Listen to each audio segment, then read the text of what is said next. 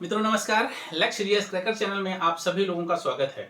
जैसा कि जोश तो जम के आ गया होगा, बहुत जल्द वैकेंसी आने वाली है, आ ही गई है मान के चलिए। अब अपने तैयारी पे जोर दीजिए, तैयारी पे ध्यान दीजिए कि आपकी तैयारी किस सब्जेक्ट की कम है, किस सब्जेक्ट में और मेहनत करनी है, और उस तरह से अपने आप को मूल्यांकन करिए, अपने आप का रिवीजन करिए। ठीक है ना। जब तक मूल्यांकन नहीं करेंगे तब तक उस मुकाम तक नहीं पहुंचेंगे जो आपका लक्ष्य है। और लक्ष्य इतना कठिन है, ठीक है ना, कि ढेर सारे लोग उसके लिए सपना देख रहे हैं। अभी फॉर्म आने दीजिए, देखिएगा कितने लोग उसमें भरते हैं फॉर्म, और उसमें सिलेक्शन कितने का होता है। हाँ, एक अच्छी खबर यह है कि वैकेंसी भी आएगी और वैकेंसी भी अब की बार थोड़ी ज्यादा होगी। ठीक है ना। तो चांस बहुत अच्छा है, अगर आप अच्छे से तैयारी करेंगे, विधिवत तैयारी करेंगे, तो एक पोस्ट आपके लिए मिल ही जाएगी।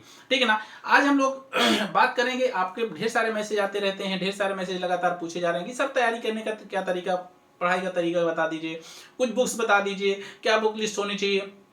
तो मैं आपको बताऊं, मैं आपको उत्तर प्रदेश पढ़ाऊंगा, उत्तर प्रदेश स्पेशल। और ध्यान रखना, मेरी क्लासें पूरी तरह से निःशुल्क रहेंगी, उनका कोई चार्ज नहीं रहेगा, कोई चार्जेबल नहीं रहेंगी। यूट्यूब पे आप सब्सक्राइब कर लीजिएगा मेरा चैनल, और लगातार आपको यूपी स्पेशल की और हिंदी की क्लासें आपको मिलेंगी, और उससे आपको पूरी तैयारी आपको कर लेनी है। और जब आप मेरी क्लास को देखें तो आपके पास नोटबुक आपका और पेन जरूर होना चाहिए। क्यों? क्योंकि जो चीज पढ़ेंगे, जो चीज समझेंगे, उसको आप अपने कॉपी में लिख लेंगे तो भविष्य के लिए अच्छा रहेगा। क्योंकि बार बार वीडियो देख नहीं सकते हैं, बार बार चैनल पे जा नहीं सकते हैं, और वीडियो देखेंगे तो बड़ा वीडियो फिर आपको समझ में नहीं आएगा कि सर क्या, आलस आएगी।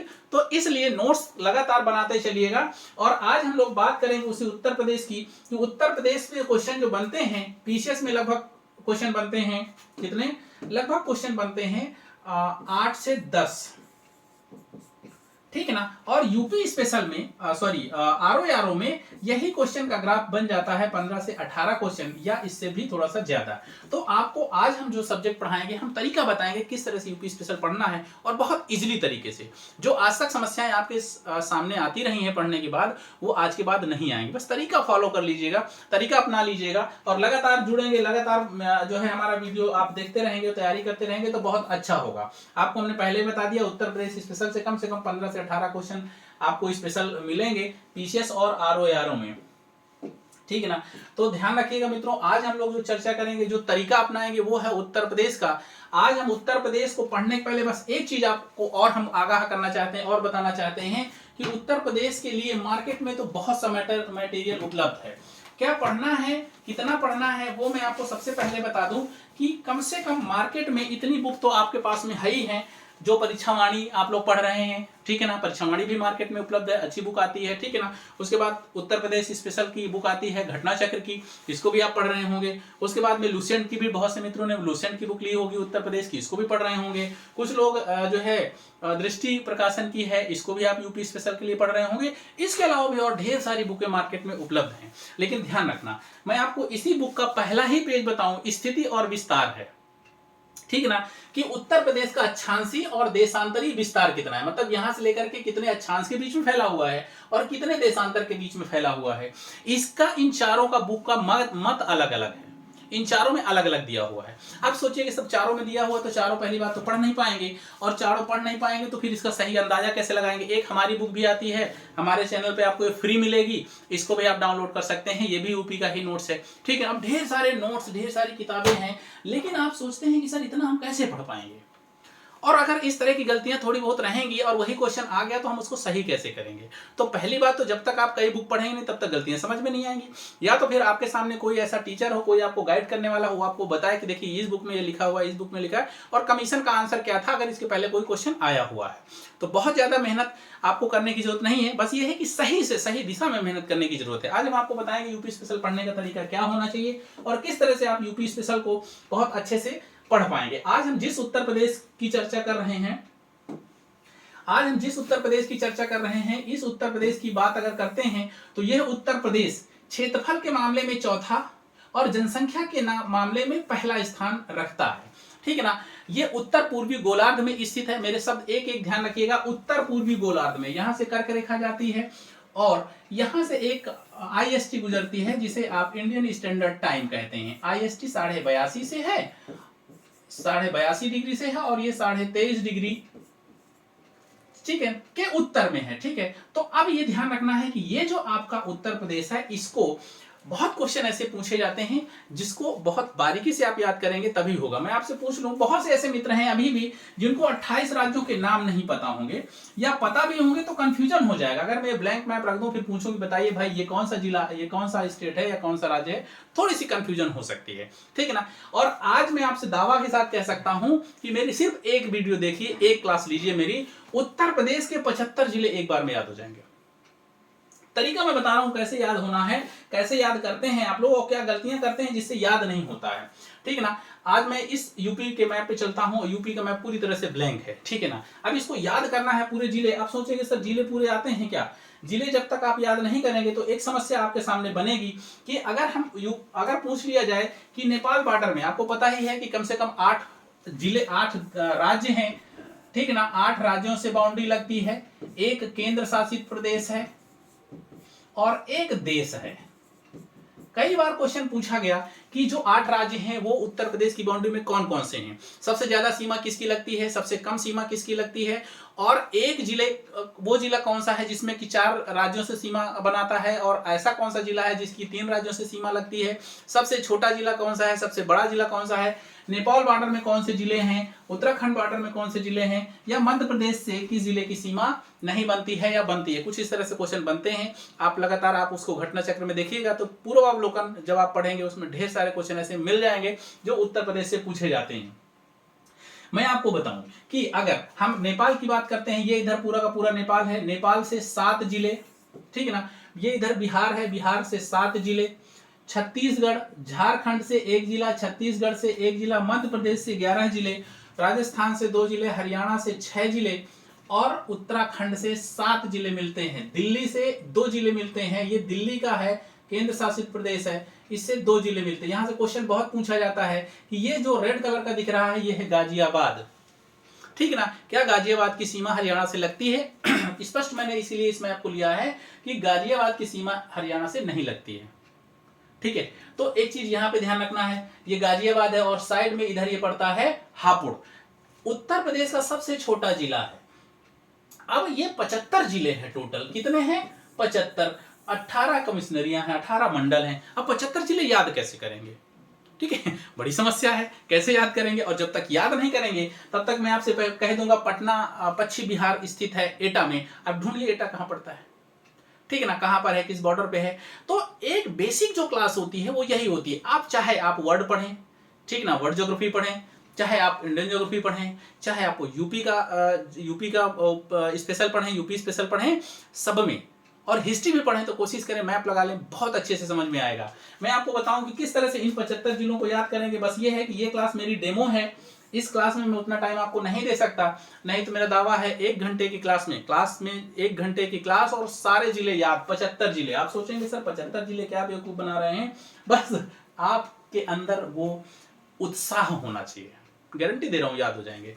चलिए फिर भी देखिए, कोई भी है अगर याद कर रहे हैं तो नहीं याद हो रहे हैं तो चीज ध्यान रखिएगा। आपको पता है कि ये है यमुना नदी, ठीक ना, कुछ इस तरह से यमुना नदी आती है और आगे ऐसे जाकर के निकल जाती है, ठीक है।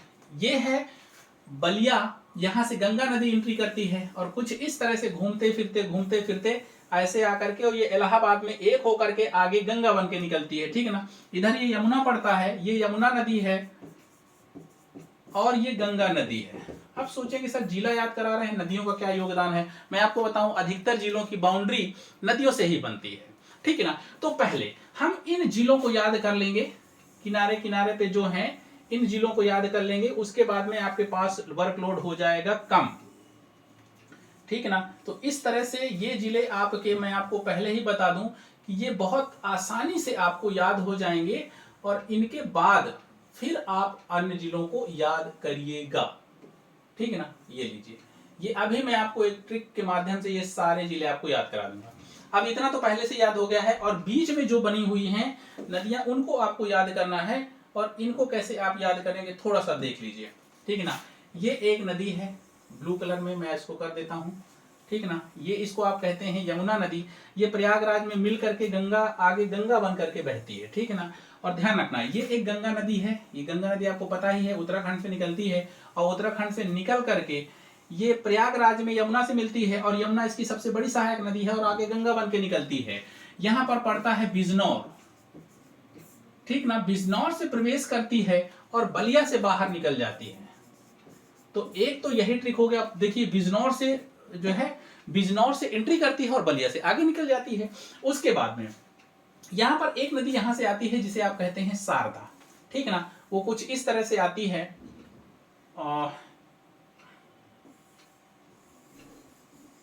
और इस तरह से बलिया का त्रिभुज बनता है। बलिया का सबसे पूर्वी जिला भी बलिया है और बलिया का त्रिभुज शारदा नदी के साथ बनता है, शारदा और गंगा नदी के साथ बनता है, ठीक है ना। अब सोचिएगा यहाँ पर एक नदी और है, पहले तो मोटा मोटा आपको ये पता ही हो गया। एक नदी और यहाँ से हम निकालेंगे घाघरा, वो यहीं आकर के रुक जाएगी। एक राप्ती निकालेंगे तो राप्ती जाकर के आगे मिलेगी यहाँ पर, ठीक ना। ये तो आपके पास में कितनी नदियां हैं, एक यमुना हो गई, एक गंगा हो गई, एक शारदा हो गई, एक राप्ती हो गई। साथ में एक नदी और निकलती है, कहां से, पीलीभीत के दलदल से निकलती है, जिसे आप फुलहर झील कहते हैं।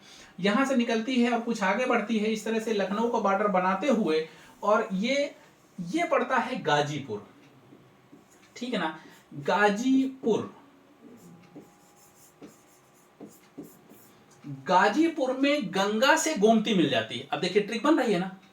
अब ये गोमती नदी निकलती कहां से है, पीलीभीत के दलदल फुलहर झील है यहाँ पर, उससे निकलती है और मैदानी क्षेत्र में प्रवेश करके गाजीपुर में गोमती से मिल जाती है। बस पूरे 75 जिले आपको ऐसे याद हो जाएंगे। कैसे, अब देखिए यहां से मान लीजिए कि अगर आपको लास्ट वाले इनको जिलों को याद करना है तो पहले इनको याद कर लीजिए, किनारे किनारे याद हो जाएंगे। उसके बाद में इसके बीच वाले रीजन की याद कर लीजिए। जैसे मैं आपको बता दूं कि अगर हम बात करते हैं यहाँ पर, तो ये है पीलीभीत, फिर लखीमपुर खीरी है, फिर जो है कौन सा है, बहराइच है।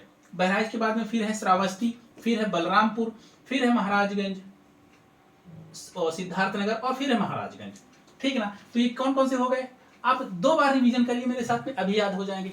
पहले है पीलीभीत, लखीमपुर खीरी, बहराइच, श्रावस्ती, बलरामपुर, सिद्धार्थनगर और महाराजगंज, ठीक है ना। अब ध्यान रखिएगा, पीलीभीत एक राज्य से भी सीमा बनाता है और एक देश से भी सीमा बनाता है। वैसे ही महाराजगंज है, महाराजगंज की सीमा बिहार से भी लगती है और नेपाल से भी लगती है, ठीक है ना। सिद्धार्थनगर थोड़ा सा पहले पड़ता है। तो ये 7 जिले हो गए याद, ठीक है ना, पीलीभीत, लखीमपुर खीरी, बिजनौर, बहराइच, श्रावस्ती, बलरामपुर, सिद्धार्थनगर और महाराजगंज, ठीक है। उसके बाद आगे बढ़ेंगे, ये कुशीनगर है, ये देवरिया है, बलिया पहले से ही याद है, ये गाजीपुर हमने कर दिया, गाजीपुर में गंगा मिलती है, बलिया सबसे पूर्वी है, तो 2 जिले याद हो गए। एक ये महाराजगंज पहले से याद हो गया, और ये सोनभद्र है।